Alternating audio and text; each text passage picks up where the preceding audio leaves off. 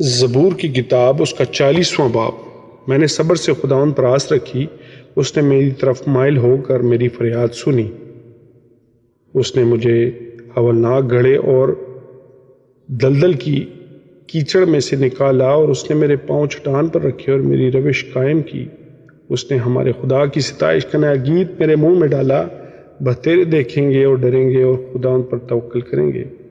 مبارک ہے وہ آدمی جو خداوند پر توکل کرتا ہے اور مغروروں اور دروغ دوستوں کی طرف مائل نہیں ہوتا۔ اے خداوند میرے خدا، جو عجیب کام تو نے کیے اور تیرے خیال جو ہماری طرف ہیں وہ بہت سے ہیں، میں ان کو تیرے حضور ترتیب نہیں دے سکتا۔ اگر میں ان کا ذکر اور بیان کرنا چاہوں تو وہ شمار سے باہر ہیں۔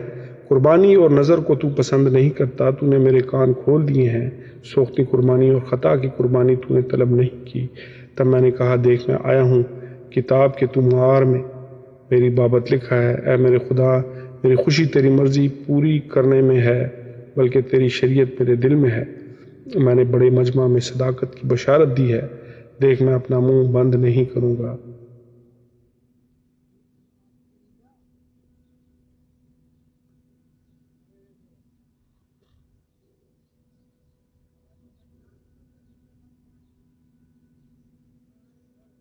میں نے تیری صداقت اپنے دل میں چھپا نہیں رکھی، میں نے تیری وفاداری اور نجات کا اظہار کیا ہے۔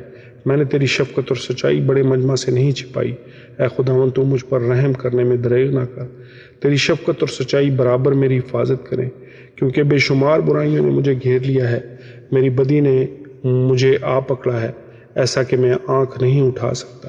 وہ میرے سر کے بالوں سے بھی زیادہ ہیں، سو میرا جی چھوٹ گیا۔ اے خداوند مہربانی کر کے مجھے چھڑا، اے خداوند میری مدد کے لیے جلدی کر۔ جو میری جان کو ہلاک کرنے کے در پہ ہیں وہ سب شرمندہ اور خجل ہوں، جو میرے نقصان سے خوش ہیں وہ پسپا اور رسوا ہوں۔ جو مجھ پر آہا ہا کرتے ہیں وہ اپنی رسوائی کے سبب سے تباہ ہو جائیں۔ تیرے سب طالب تجھ میں خوش و خرم ہوں، تیری نجات کے عاشق ہمیشہ کہا کریں، خداوند کی تمجید ہو۔ پر میں مسکین اور محتاج ہوں، خداوند میری فکر کرتا ہے، میرا مددگار اور چھڑانے والا تو ہی ہے۔ اے میرے خدا، دیر نہ کر، خداوند کے پاک کلام کے پڑھے اور سنے جانے پر اس کی خاص برکت ہو۔ خداوند کا شکر ہو، آمین۔